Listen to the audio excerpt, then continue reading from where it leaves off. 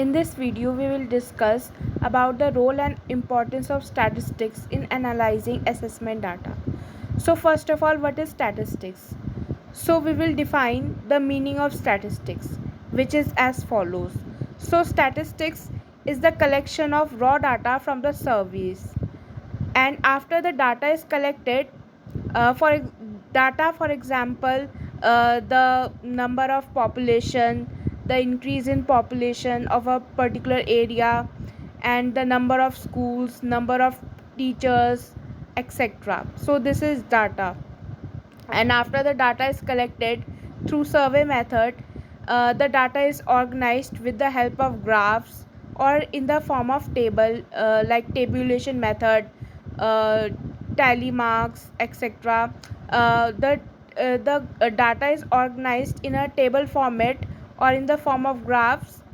And after the data is organized in the table and the graph format, so we will do the necessary math calculations to interpret the data and make our predictions. And the meaning of statistics is that statistics is the independent field of study. Earlier it was a part of mathematics, but now it is an independent field of study or academic discipline which deals with the collection. So it deals with the collection, classification, and analysis and interpretation of data. So first of all, we will collect, then classify the data or arrange the data, and then we will analyze the data and make the necessary interpretations of the data and draw the inferences. So statistical methods are the techniques used to facilitate in the analysis and the interpretation of numerical data. It makes the raw data meaningful or communicable. So जो statistical methods होते हैं, वो techniques हम इस्तेमाल करते हैं data को analyse करने में, उसको इंटरप्रेट करने में.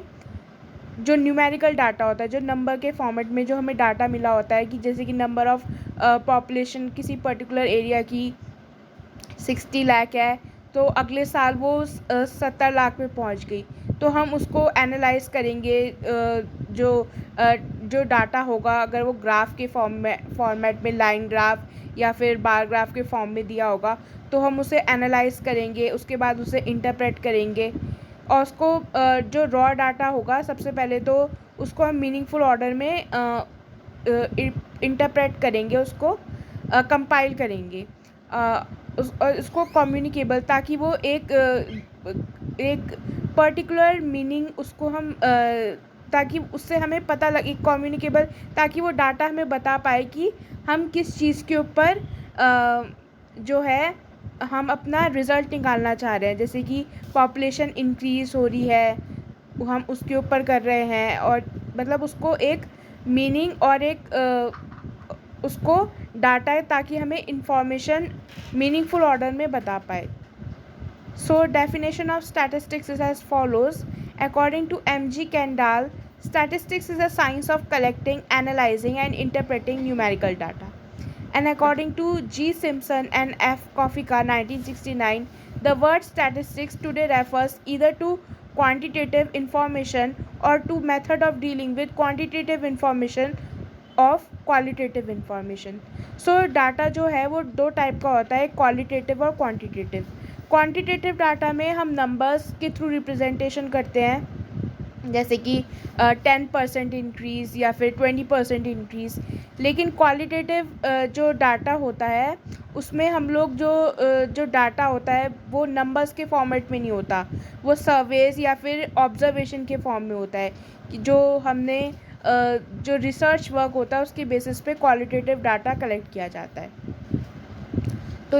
तो डाटा किस टाइप के होते हैं? तो डाटा हम जैसे इसमें देख सकते हैं कि क्वांटिटीज़ के फॉर्म में होता है, नंबर्स के फॉर्म में, इंफॉर्मेशन, जिससे इंफॉर्मेशन हमें कुछ पता चल रही है, जैसे कि number of teachers in a particular school. Graphs के फॉर्म में होता है, ग्राफिकल रिप्रेजेंटेशन होता है उसमें. मेजरमेंट, उसमें जैसे मेजरमेंट होता है, जैसे कि हाइट, हाइट लेंथ इस टाइप से। ऑब्जर्वेशंस की एक ऑब्जर्वेशन टेबल बनती है जिसमें ऑब्जर्वेशन की बेसिस पे होता है, जैसे कि प्लांट ग्रोथ फैक्ट्स के बेसिस पे होता है और नंबर्स की बेसिस पे होता है। AIIMS and function of statistics in education. So statistics के अपने एम्स और फंक्शंस है एजुकेशन के। स्टैटिस्टिक्स हर फील्ड में जो है एक बहुत इम्पॉर्टेंट रोल प्ले करता है, क्योंकि हम उससे डाटा को रिप्रेजेंट कर पाते हैं एक मीनिंगफुल ऑर्डर पे, जिससे कि हमें पूरा उसको डिटेल में ना पढ़ना पड़े। हम उसका जो ग्राफिकल या फिर टेबल फॉर्मेट में देख कर ये लेस टाइम कंज्यूमिंग होता है स्टैटिस्टिक्स। उसका हम जो है वो कोर मीनिंग जो है वो जो उसका निचोड़ है वो जान पाएँ, इसलिए हम स्टैटिस्टिक्स को यूज़ करते हैं बेसिकली। जो हम उसका जो कोर मीनिंग जो सेंट्रल मीनिंग है उसका जो ऑब्जर्वेशन है या जो डाटा हमें प्रेजेंट किया गया है उसका जो कोर एसेंशियल जो मीनिंग है हम उसको इन्फर कर पाएँ। So statistics is used in different fields or disciplines. It aims and functions depends on the form in which it is used. In a specific field of knowledge, its general and specific aims and functions in the field of education are presented here within brief. So इसमें यही बोला गया है कि जो statistics है वो different fields या फिर डिसिप्लिन में यूज़ होता है और उसके जो एम्स और फंक्शन है वो डिपेंड करते हैं जो स्पेसिफिक फील्ड है नॉलेज का। और जो जैसे एजुकेशन में भी उसके स्पेसिफिक फील्ड और जनरल और स्पेसिफिक एम्स होते हैं और फंक्शन होते हैं। तो यहाँ पे कुछ जनरल एम्स दिए गए हैं। So general aims and functions of statistics in the field of education are as follows. So these are some general aims. So general aims and function of statistics in the field of education. So first of all we will compile data, which is collection of data. This is the first process, compilation of data. And second process is the arrange and classification. So we will arrange the data in the meaningful order and classify it to make a particular class like class interval etc. And present the data in tabulation and graphical presentation. This is the third step. So we will present the data in a table format or in the graphical representation. After that we will analyze the data. After the tabulation of data we will analyze the tabulated data and make the necessary prediction to infer our observation. So these are the general aims and functions of statistics in the field of education. Now we will discuss the specific aims and functions of statistics in the field of education. So the specific aims, which means the goal oriented, a particular goal oriented aims. So the first aim is to compile, classify, tabulate and analyze the related data for education planning. So to plan the particular education, we compile, classify, tabulate and analyze the data regarding education planning. The second step we do is to compile, classify, tabulate and analyze related data for educational administration. So to administer education we compile, tabulate, analyze the data. And third thing we do is to compile, classify, tabulate and analyze data related to school management, administration and organization. So to manage a particular school or to administer and organize it, we compile, classify and tabulate and analyze the data in the following steps. To classify the students on the basis of related data. So we classify the students on the basis of related data, the below average student or excellent student or average student. And next thing we do is to evaluate the educational methods and curriculum on the basis of related data. So we evaluate the educational methods, that the necessary improvements the field of particular field has to be done, and curriculum on the basis of related data to make the necessary changes and developments in the field of education and curriculum on the basis of related data, like the previous tests conducted, the tests of students conducted from the year 2001 to 2016. We analyze those collections of data, and we make necessary changes in our curriculum, like adding some concepts or deleting some concepts. And next we will discuss the needs and importance of statistics in the field of education. So statistics has its own needs and importance in the field of education. The use of statistics in the field of education is increasing day by day. A few years back, it was used only to know the number of literate and illiterate people, number of school going children, number of teachers, and number of schools, etc. And on the basis of this observation, the quantitative prediction for requirements were made. In the last 60 years, it has come to be used in almost all the fields of education. So इसमें बताया गया है कि जो statistics का use है education की field में वो बढ़ता जा रहा है. पहले के टाइम में वो सिर्फ लिटरेट यानी कि जो पढ़े लिखे लोग हैं या इलिटरेट जो अपना नाम भी लिखना नहीं जानते हैं, उनको उनके जो नंबर है ये एक क्वांटिटेटिव डाटा है कि ये क्योंकि ऑब्जर्वेशन के बेसिस पे है और इसका ऑब्जर्वेशन के बेसिस पे है, ये क्वालिटेटिव डाटा है, इसका हम क्वांटिटेटिव डाटा में कन्वर्जन करते थे कि number of school going children, number of teachers and number of schools etcetera, और इसके बेसिस पे हम क्वांटिटेटिव प्रेडिक्शन करते थे. For the requirements made in the last 60 years, it has come to be used in almost all the fields of education. और अब जो ये एजुकेशन की हर एक फील्ड में इसका यूज़ होता है, क्योंकि इसके बहुत सारे डायमेंशंस हैं, इसके बहुत सारे आयाम हैं स्टैटिस्टिक्स के. हर एक बेसिक चीज़ का अगर हम डाटा को हम ऑर्गेनाइज्ड फॉर्म में अगर हम प्रेजेंट करना चाहते हैं तो हम स्टैटिस्टिक्स का यूज़ करेंगे. सो इसलिए हर फील्ड में और एजुकेशन की तो हर फील्ड में इसका स्टैटिस्टिक्स का बहुत एक इम्पॉर्टेंट रोल है. A brief description of these fields is presented here. So एक ब्रीफ डिस्क्रिप्शन यहाँ पे प्रेजेंट किया गया है. Utility in educational planning. Arrangement of education in any country is considered to be the responsibility of the state. The educational planners of a state have to keep several facts before them for educational planning, such as the number of children in different age groups, the number of children studying at various level of education, the number of available teachers and schools, funds required for the meeting the expenditure or various accounts, funds received from different sources, etc. Not only this, the knowledge of requirement of teachers and the schools with the increase in population at different levels is also needed. Statistics is used to know all these and to plan accordingly. It is also used in the evaluation of a plan after its execution. So इसमें हमें बताया गया है कि जो education की planning में हमारा जो स्टैटिस्टिक्स है इसका यूज़ है और एजुकेशन की प्लानिंग कैसे की जाएगी. तो जो अरेंजमेंट है एजुकेशन का, ये किसी भी कंट्री के लिए एक बहुत रिस्पॉन्सिबिलिटी की एक महत्वाकांक्षी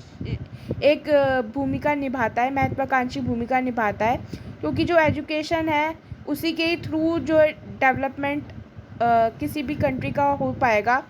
सो जो एजुकेशनल प्लानर्स है उनको बहुत से फैक्ट्स का जो है वो जो एजुकेशनल प्लानिंग एजुकेशन को प्लान करते समय ध्यान रखना पड़ता है, और वो है जैसे कि number of children in different age groups में कितने बच्चे हैं, क्योंकि जो एजुकेशन का करिकुलम है वो उनकी एज ग्रुप वो डिफरेंट फैक्टर्स पे डिपेंड करता है. तो जैसे कि उनकी age group, number of children की उनकी नंबर कितना है, उनकी पॉपुलेशन कितनी है, studying at various level of उनका लेवल क्या है, एजुकेशन का स्तर क्या है, the number of available teachers and schools, तो कितने अवेलेबल स्कूल्स हैं और टीचर्स हैं एक पर्टिकुलर स्टेट में, फ़ंड्स रिक्वायर्ड कि उनको कितना फ़ंड्स चाहिए, क्योंकि एजुकेशन एक बहुत इंपॉर्टेंट फील्ड है किसी भी स्टेट और कंट्री के लिए, तो उसको फंडिंग की भी ज़रूरत है इंफ्रास्ट्रक्चर और फैकल्टी मेंटेन करने के लिए. for meeting the expenditure on various accounts. So expenditure meet करने के लिए उसको फ़ंड्स की रिक्वायरमेंट है. फ़ंड्स रिसीव, तो कितने फ़ंड्स दे दिए गए हैं, कितने कितने बांट दिए गए हैं from different sources etcetera. Not only this, the knowledge of requirement of teachers, तो कितने टीचर्स की रिक्वायरमेंट है. And schools with the increase in population at different levels is also needed. So एक पर्टिकुलर पॉपुलेशन में कितने schools की requirement है, इसकी भी ज़रूरत पड़ती है. सो इसमें स्टैटिस्टिक्स जो है इन सब के इंफॉर्मेशन को एक ऑर्गेनाइज वे में प्रेजेंट करने में एक बहुत बड़ी भूमिका निभाता है, और उसका इवैल्यूएशन, उसका मूल्यांकन करने में, और उसके बाद उसे एग्जीक्यूट किया जाता है. Second point is utility in educational administration, to administer education.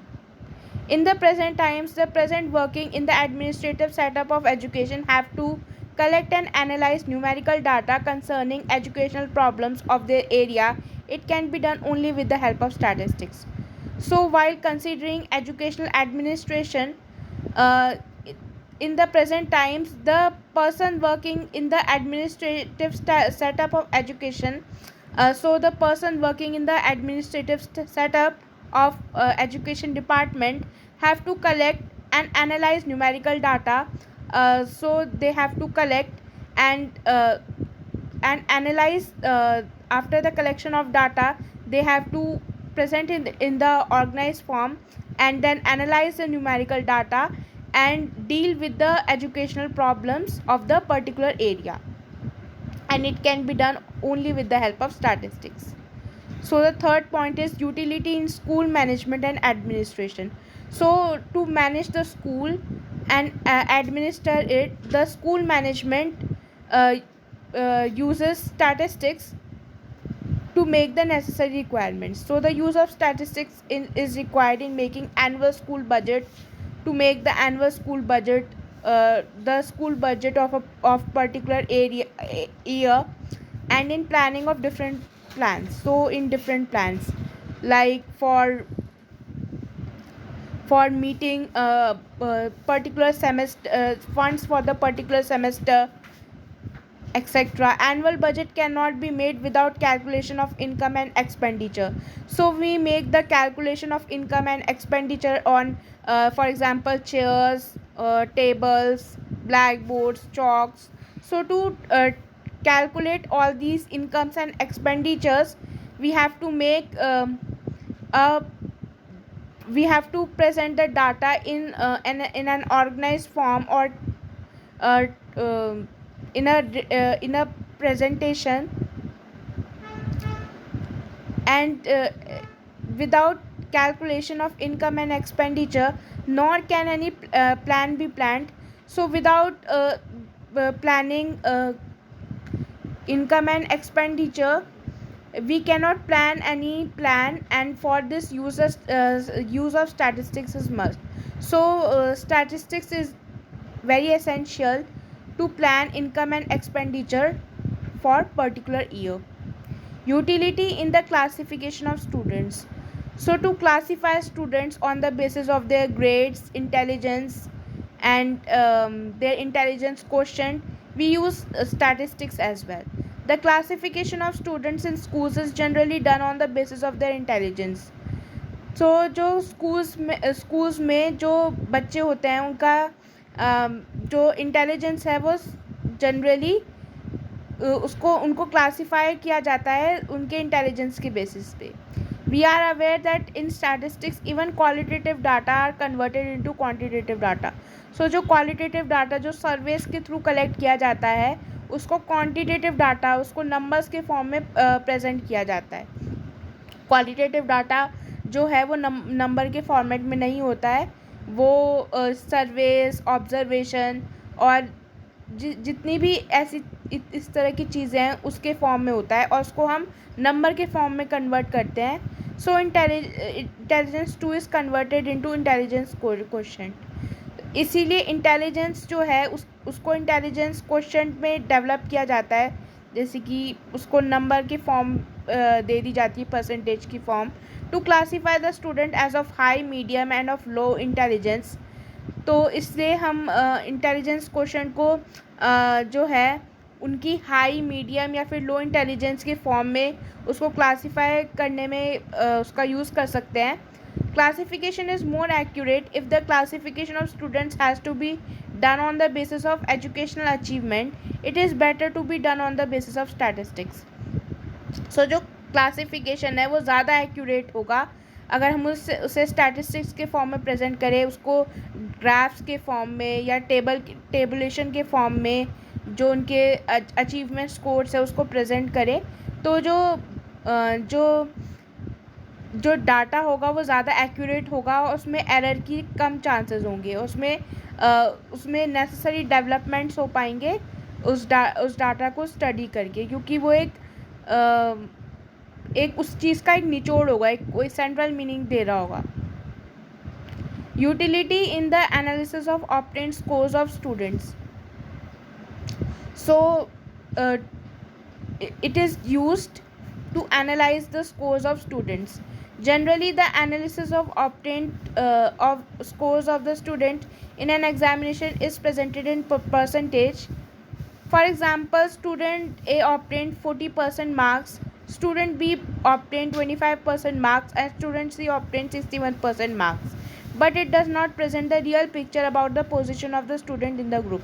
So इससे हमें परसेंटेज तो पता चल रही है कि एक को 40% मिला, एक को 25% मिला, एक को 61% मिला, लेकिन इससे हमें उसकी पोजीशन नहीं पता चल रही है ग्रुप में। स्टूडेंट की पोजीशन की उसकी पर्टिकुलर पोजीशन क्या है ग्रुप में, जिस ग्रुप में हमने उसे प्लेस किया है। Position of the student in the group is known on the basis of central tendencies. तो उसकी पोजीशन को हमें डिफ़ाइन करने के लिए सेंट्रल टेंडेंसीज़ जो मीन मीडियन मोड है उसका हम यूज़ करते हैं एवरेज निकालने के लिए। Statistics is also use for comparison of obtained scores in different subjects. So statistics का जो यूज़ होता है वो हम लोग जो डिफरेंट सब्जेक्ट्स में उसके जो स्कोर्स आए हैं उसको कंपेयर करने में, जैसे किसी में लो स्कोर्स आए हैं तो उसका जो ग्राफ होगा वो थोड़ा उसका जो बिलो मार्क में बनेगा, और अगर जिसमें हाई आए, जिसमें 90 आए हैं, तो उसका जो है वो थोड़ा हाई बनेगा। तो इसलिए हम लोग जो स्टूडेंट के जो स्कोर्स है उसको कंपेयर कर सकते हैं डिफरेंट सब्जेक्ट में। It is therefore evident that statistics is very important in the field of education today. So इसलिए हमें पता चलता है कि स्टैटिस्टिक्स का बहुत इम्पॉर्टेंट रोल है एजुकेशन की हर फील्ड में। Utility in the selection of samples for educational research. So sample collection में भी इसका एक बहुत ज़्यादा बड़ा यूज़ है। The field of original research is often very extensive. It is difficult to gather data pertaining to the whole field. So जो data है हम लोग पूरा जो जितना एग्जैक्ट डाटा है उसको हम कलेक्ट नहीं कर सकते।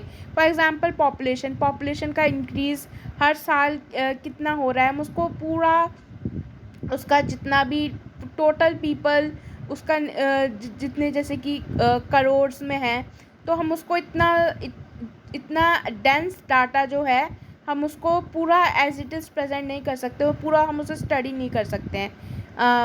पर्टिकुलर ईयर में कितना इंक्रीज़ हो रहा है पॉपुलेशन में, तो हम उसको पूरा एज इट इज़ उसको नहीं स्टडी कर सकते। So the researcher select samples of the specific field for research and applies the result on the whole population. Methods of selection of sample have been developed in statistics. Selecting sample with the help of those methods begets correct conclusion. So जो इसको study करते हैं samples को, जो researchers होते हैं वो एक सैम्पल के तौर पे जो है पर्टिकुलर जैसे कि 100 पर्टिकुलर जैसे कि पर 100 पीपल का जैसे कि उन्होंने डाटा कलेक्ट किया, सैम्पल कलेक्ट किया और पर स्क्वायर का सेलेक्ट किया और उसी के बेसिस पर जैसे कि पॉपुलेशन एट पर स्क्वायर, जैसे कि 100 मीटर की रेंज में कितनी पॉपुलेशन है, उन्होंने उसका डाटा कलेक्ट किया और उसके बेसिस पे जो है अपनी जो बड़ी जो कि बिगर जो उनकी जो कैलकुलेशन है उसमें उसका यूज़ किया, जो बिगर उनका उसको स्टडी करने के लिए कि जैसे कि किस टाइप की पॉपुलेशन रह रही है, तो उसको स्टडी करने के लिए उन्होंने 100 लोगों का सैंपल कलेक्ट किया और उसके बेसिस पे अपनी जो रिपोर्ट है वो तैयार करी, उसको ऑर्गेनाइज करके। Utility in classification and briefing of data obtain from educational researches. Statistics is the science of arranging and briefing of obtained data. It is greatly required in educational researches. So statistics science है data को arrange करना, उसको उसको arranging और एक particular order में arrange करना और उसको ब्रीफली उसको डिस्कस करना। It is greatly required in education, और इसका एजुकेशनल रिसर्चेस में बहुत बड़ा योगदान है स्टैटिस्टिक्स का। That's it, thank you.